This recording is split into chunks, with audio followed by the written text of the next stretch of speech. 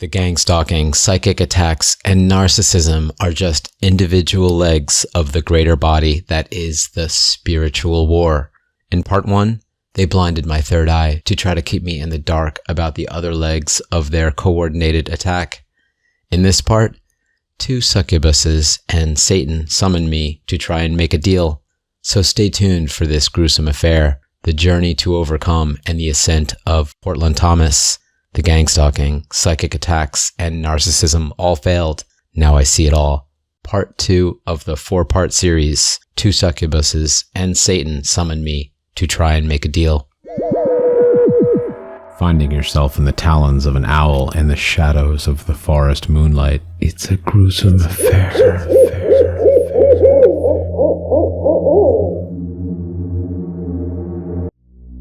In the coming days, I gained so much clarity. It was like the veil was gone again. I could sense human intent. It was like before, nobody could lie to me. I didn't know the truth. I just had that feeling, an intuition. I knew what their intent was in their words. I know if I stick around with the lies, I will soon figure out the truth. But now I know it's a waste of time. If the intent of someone is anything aside from honesty and mutual understanding, I am not wasting my precious time with them. On some evil ones, liars, I can see their face contort. I see the subtle and not so subtle shape-shifting. I catch the flash of their delighted smirk when they think I can't see the lie. And I know they want to steal my time, my energy. They want to steal a piece of my soul, but they can't have it. Evil comes to you to do one thing: to steal, to kill, and to destroy. I am not entertaining these lying parasites. I got a lot of work to do building this kingdom. I almost want to say love and light, but at this point, I've heard so many evil ones talk about love and light that I am just sick of hearing about it. If their intentions are genuine, they could just do deeds of love and light, and there would be no need to say those words. See, the thing about the evil ones is that they want the easy solution, and the easy solution is to say that you come in love and light, and then do deeds that certainly are not love and definitely are not light, and their intentions are sourced in the hive mind of darkness. So now I know I am an eternal soul inhabiting this 3D vessel. I have vision of the spirit world. I have spiritual armor, and now I have nothing to lose. I felt the Holy Spirit. There were many lucid dreams. I would meet friends and coworkers and family members in dreams and talk to them about these things. In one dream, I saw a couple coworkers bad-mouthing me behind my back. "Why do you say these things?" I asked them. And in that space, they answered, "It's all we can do. It's not really about you. We just need this. Can't you just let it go?" I regret what I said. Well, can't you talk about someone else? Later, I realized that a better reply would have been, "You can do better than this." In another dream, my sister appeared. She said, "I love you." "No, you don't," I said. And then she looked at me, and her face flashed that demonic contort, and she smirked. I was doing well professionally at this point. I was clean and sober. I stayed away from friends and family that were indulging regularly in alcohol or drugs. When I say drugs, I mean the addictive kind, not hallucinogenics, but I wasn't doing those either. The devil comes for you when you try to clean up. The day a person decides to become sober is the same day that an old friend stops by with a bottle or a bag of exactly what you like. And it's free. It's easy. It comes with comforting company. Truth is, the impulse that friend got to come with was sent from the evil hive mind.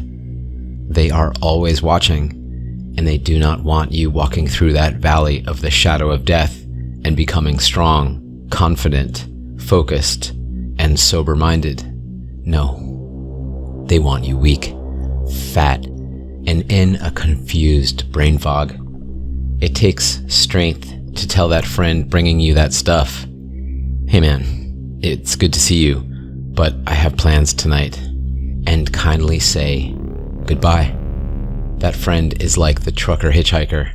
He will not hurt you. He just sets the table to let you distract and destroy yourself.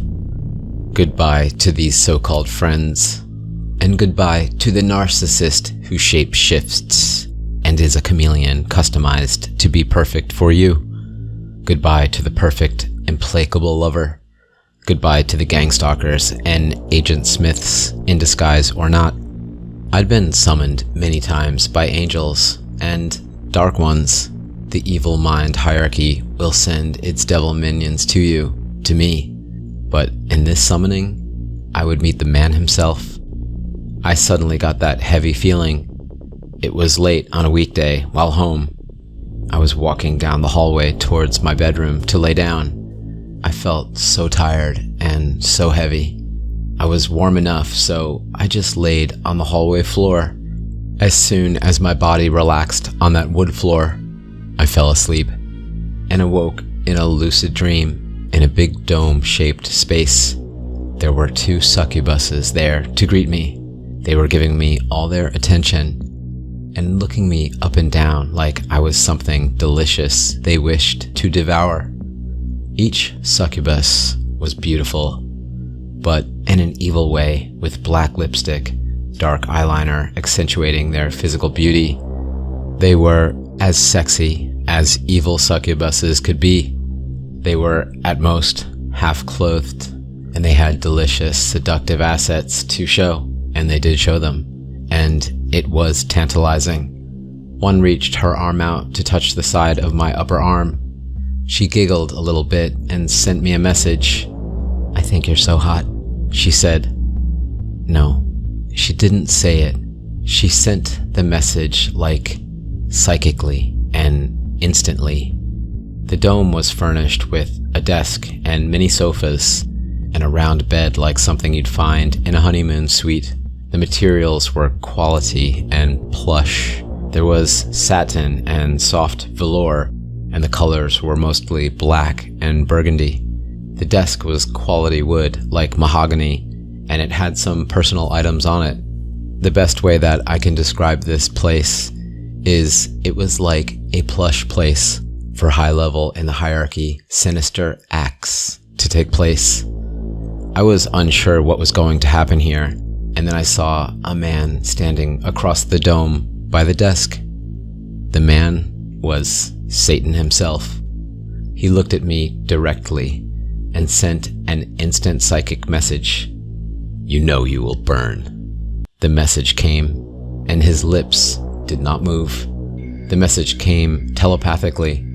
He was looking at me in a mocking way, and these words were just to taunt me, but I felt the fear.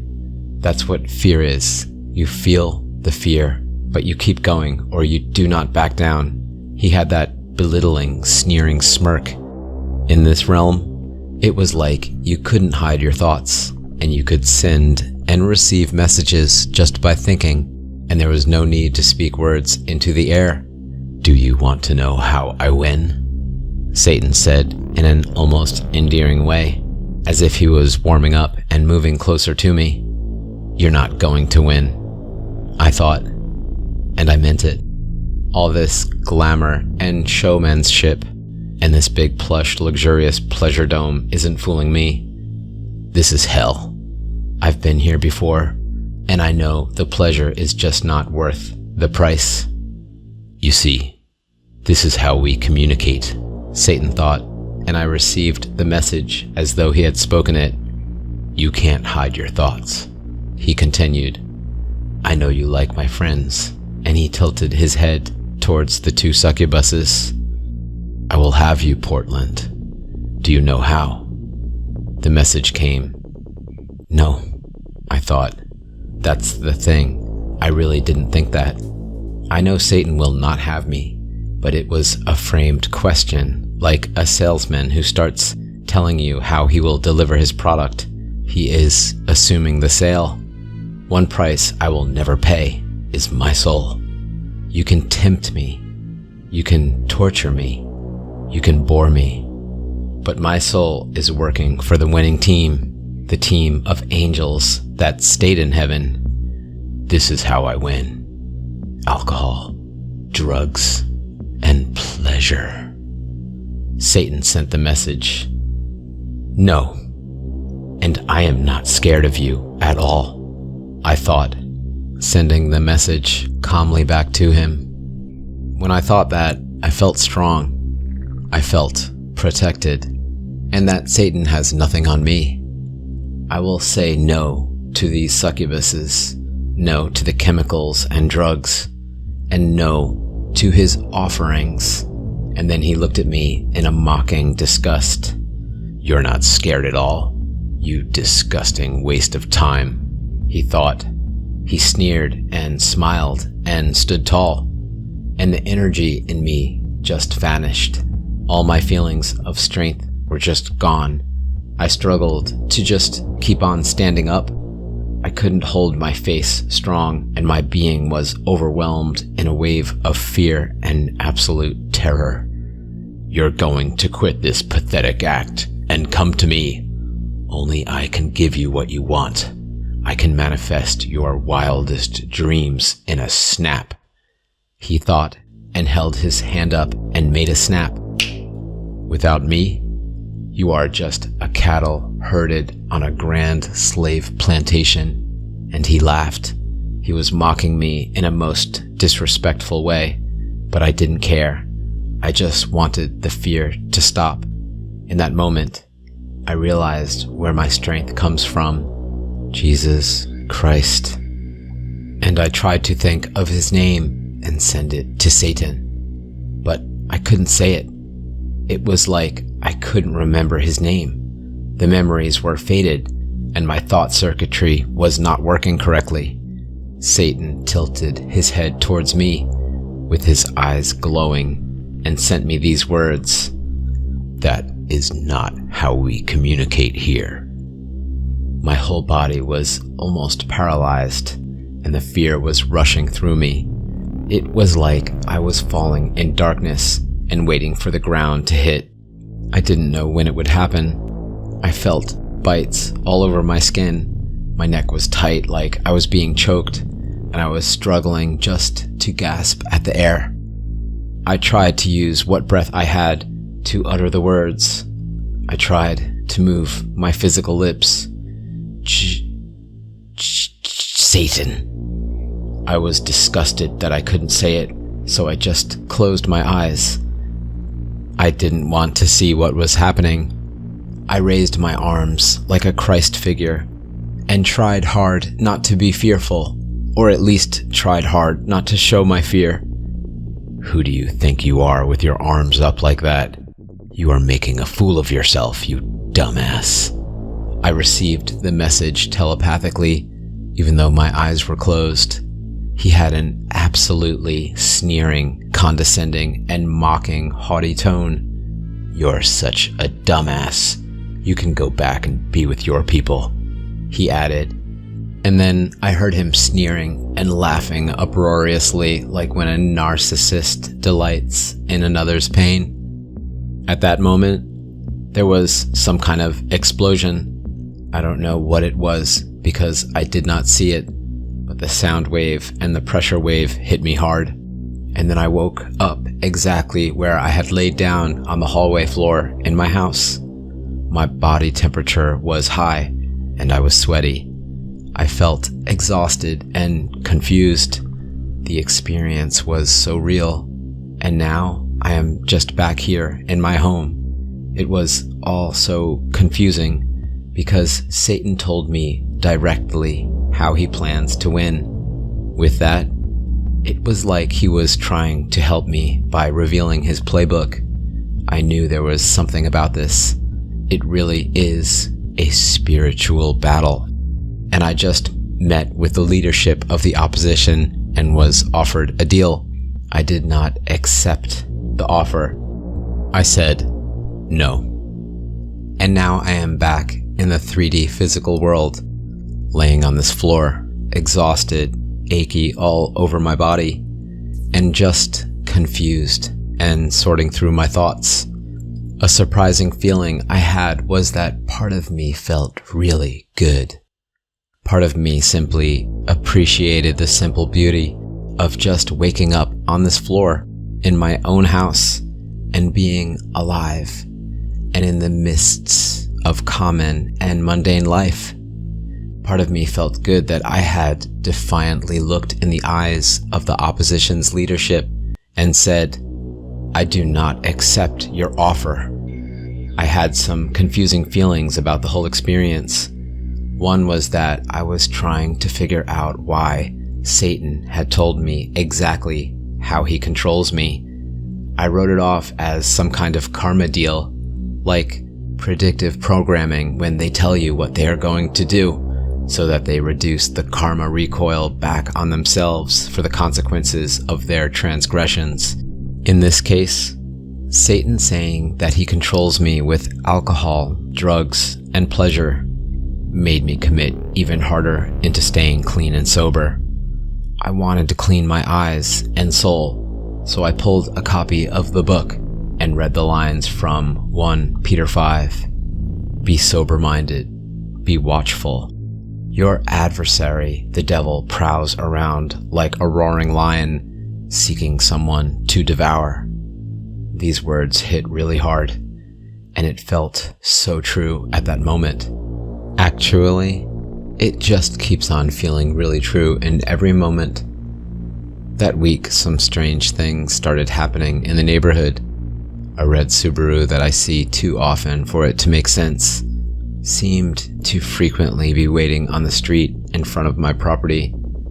I saw it at least 5 times that week. Once, I walked over to confront the driver, and he just started his engine and calmly drove off before I reached the car.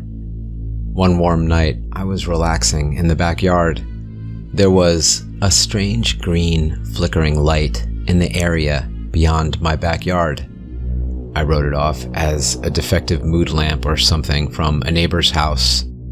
This is a relatively rural area, so there was plenty of space between the houses. Since Alina, the healer, had cleaned my third eye, I had incredible clarity. Everything seemed so real and so vibrant. My intuition was strong. I knew I was being watched. I knew I was a target, but I felt strong and defiant. I looked up at the night sky and admired the stars, but something caught my eye. A group of stars, maybe about 5 of them, started to slowly circle. Then they started spinning like a whirlwind. I could not keep my eyes off it. I just stared up at the heavens and witnessed the strangest thing.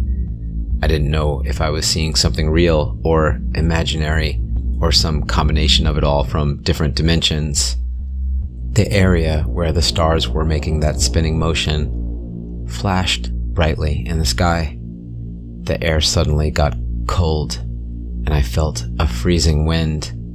I was too curious to seek warmth inside, so I just stayed there and stared up. And then, instead of light, it seemed to get really dark, darker than the night already was. It was like a shadow was stretching down from the place where the flash happened in my backyard. Then I saw it. At the base of the shadow, stretching down from the sky, emerged a humanoid shadow that was maybe 18 feet tall. It was very tall, like a giant, and it was shadowy, like it was not made out of flesh, but made out of shadow. I know this is a weird thing to say, but it is the best that I can describe it. My intuition is that it meant no harm to me, and that it didn't even really wish to be there. It was a kind of messenger or laborer from another dimension, and it was just there on an assignment. It moved away and towards that green flickering light in the woods between my house and the nearest neighbor. The tall shadow creature moved quickly and with intention. It moved towards the flickering light, and I thought it must be a portal. The flickering light could well be some kind of alien technology that is being used as a portal for transporting objects or energy in and out of here. The tall shadow creature seemed to retrieve the portal and carried it away. I thought perhaps the portal might somehow be there for the purpose of trafficking or transporting humans. The tall shadow creature disappeared in the distance, and the green flickering stopped. I never saw that strange green flickering again after that night.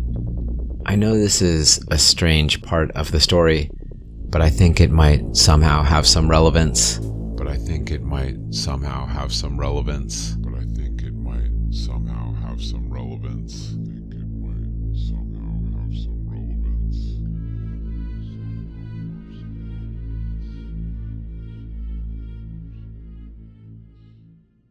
This concludes part 2 of the 4-part series of Portland's journey.